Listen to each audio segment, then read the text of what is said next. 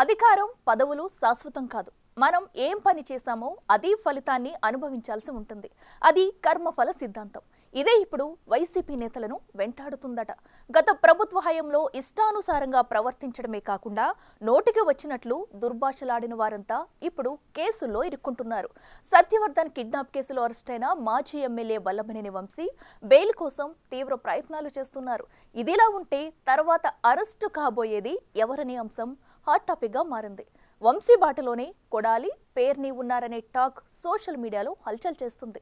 ఇద్దరిలో ఎవరి వంతు వస్తుందా అనేది హాట్ టాపిక్ గా మారింది.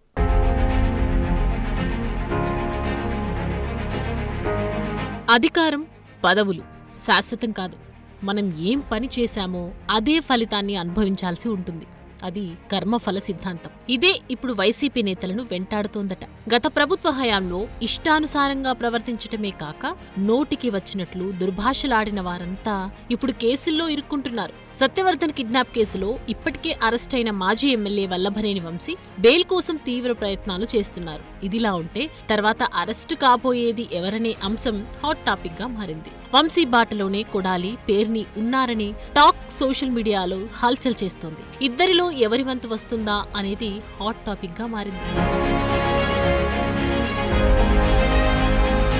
గత ప్రభుత్వ హయాంలో ఇష్టానుసారంగా ప్రవర్తించిన నేతలు తాజాగా కష్టాలను ఎదుర్కొంటున్నారట. తిలా పాపం తలా పిడికెడు అన్నట్లుగా నాడు చేసిన పనులు, చేసిన వ్యాఖ్యలు ఫ్యాన్ పార్టీ నేతలను ఇరకాటంలో పెడుతున్నాయట. గన్నవరంలో తెలుగుదేశం పార్టీ కార్యాలయం ధ్వంసానికి సంబంధం ఉన్న సత్యవర్ధన్ కిడ్నాప్ కేసులో గన్నవరం మాజీ ఎమ్మెల్యే వల్లభనేని వంశీని పోలీసులు అరెస్ట్ చేసి రిమాండ్ కు తరలించారు. తనకు బెయిల్ ఇప్పించడం సహా ప్రత్యేక సదుపాయాలు కల్పించాలంటూ వంశీ న్యాయస్థానాన్ని ఆశ్రయించారు. మరోవైపు నాడు ఫైర్ బ్రాండ్ ఇమేజ్ సంపాదించుకున్న తమ నేతకు ఇలాంటి కష్టాలు వచ్చాయంటూ ఆయన అభిమానులు ఆందోళన వ్యక్తం చేస్తున్నారట. తనదైన శైలిలో ఆనాడు తెలుగుదేశం నేతలపై వంశీ ఓ రేంజ్ లో విరుచుకుపడ్డారు. అధికారం శాశ్వతం అన్నట్లుగా ఆయన ప్రవర్తించారని, అందుకే నేడు ఫలితం అనుభవిస్తున్నారనే టాక్ సొంత పార్టీలోనే నడుస్తోందట. ఇక్కడ వరకు ఓకే. తర్వాత వైసీపీ నుంచి ఎవరు అరెస్టు ఉంటుందనే చర్చ జోరుగా సాగుతోంది. మచిలీపట్నంలో రేషన్ బియ్యం మాయం కేసులో పేర్ని నాని, ఆయన భార్యపై ఆరోపణలు ఉన్నాయి. మాజీ మంత్రికి చెందిన గోదాం నుంచి రేషన్ బియ్యం మాయమైన కేసులో 3 నిందితులపై కేసు నమోదైంది. ఈ కేసులో ఏవన్గా గోదాం యాజమాని, పేర్ని నాని భార్య జేసుదా ఉన్నారు. పేర్ని నాని సూచనలతోనే బియ్యం విక్రయించామని విచారించిన సమయంలో నిందితులు చెప్పటంతో ఆ కేసు మాజీ మంత్రి మెడకు చుట్టుకుందట. దానికి తోడు గతంలోనూ ఆయన తెలుగుదేశం పార్టీపై తీవ్ర స్థాయిలో విమర్శలు కూడా చేశారట. ఒక్కో సందర్భంలో ఇష్టానుసారంగా మాట్లాడి సొంత పార్టీ నుంచి వ్యతిరేకత మూటగట్టుకున్నారట. పేర్ని నాని వంటి నేతల తీరు వల్లే పార్టీ ఘోరంగా ఓటమి పాలైందనే వార్తలు కూడా బలంగా వినిపించాయి. అయితే తన అరెస్టుపై పేర్ని నాని చేసిన వ్యాఖ్యలు తీవ్ర దుమారం రేపాయి.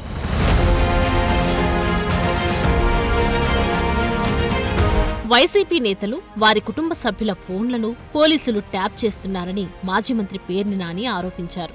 జైల్లో ఉన్న గన్నవరం మాజీ ఎమ్మెల్యే వల్లభనేని వంశీని కలిసిన తర్వాత ఆయన మీడియాతో మాట్లాడారు. తాను ట్యాపింగ్లకు భయపడబోమన్న మాజీ మంత్రి దమ్ముంటే అరెస్ట్ చేసుకో అంటూ సవాల్ విసిరారు. నా వెంట్రుక కూడా పీకలేరంటూ ఘాటు వ్యాఖ్యలు చేశారు. వంశీ కేసులో ఉన్నతాధికారుల పర్యవేక్షణతో పోలీసులు దుర్మార్గంగా వ్యవహరిస్తున్నారని, ఊహజనిత ఫిర్యాదుతో ఆయనపై నాన్ బెయిలబుల్ సెక్షన్లు పెట్టారు పేర్ని నాని ఆరోపించారు. 6 నెలలుగా తాను మచిలీపట్నం రహదారులపై తిరుగుతున్నానని, అరెస్టుతో తన వెంట్రుక కూడా ఊడదన్నారు పేర్ని. వల్లభనేని వంశీని పరామర్శించేందుకు వెళ్లిన పేర్ని నాని ఇలాంటి వ్యాఖ్యలు ఎందుకు చేశారనే అంశం తెరపైకి వచ్చింది.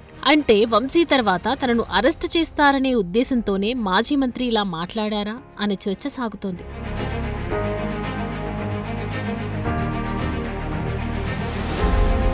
చట్టం తన పని తాను చేసుకుపోతుందని మంత్రి కొల్లు రవీంద్ర చేసిన వ్యాఖ్యలతో నెక్స్ట్ పేర్ని నాని వంతేననే చర్చ సాగుతోందట. మచిలీపట్నం రేషన్ బియ్యం కేసులో ముద్దాయిగా ఉన్న పేర్ని నానిపై విచారణ సాగుతోందని, అందులో ఆయన దోషి అని తేలితే చర్యలు ఉంటాయని మంత్రి కొల్లు వ్యాఖ్యానించారు. తాము ఎవరిమీదా కక్షపూరిత చర్యలకు పాల్పడటం లేదని, తప్పు చేసిన వారు ఎంతటి వారైనా చట్టం ముందు సమానమేనంటూ కొల్లు చేసిన వ్యాఖ్యలతో వైసీపీ క్యాడర్ ఆందోళనలో పడిందట. ఈ నేపథ్యంలోనే తర్వాత పేర్ని నాని వంతే కావచ్చంటూ వార్తలు నెట్టింట్లో చక్కర్లు కొడుతున్నాయి.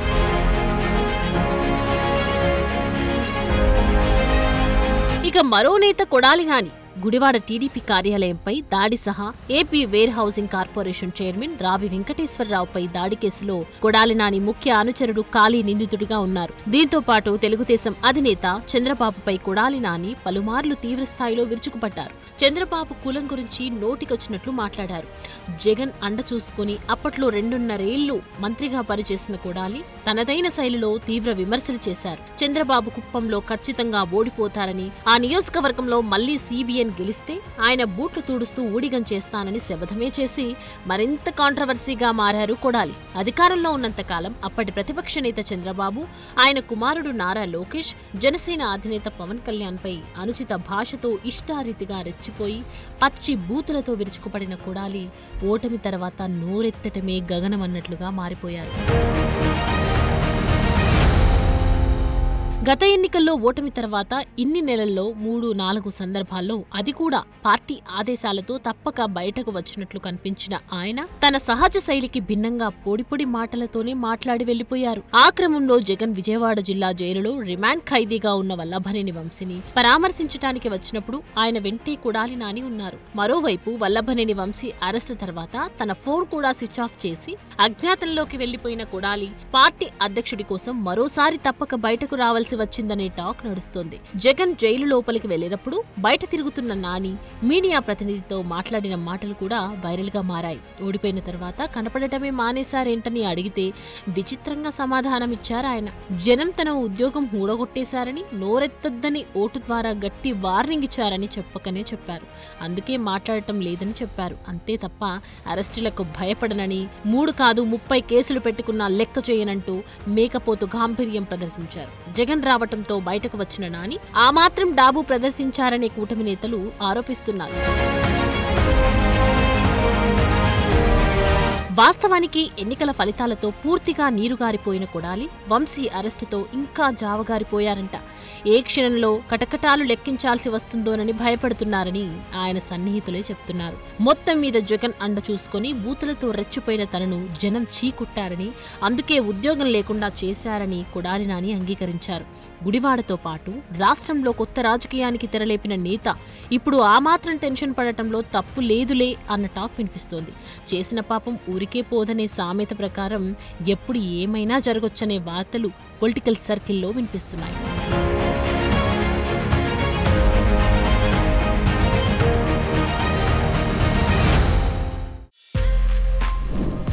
For more videos like this, subscribe Big TV channel.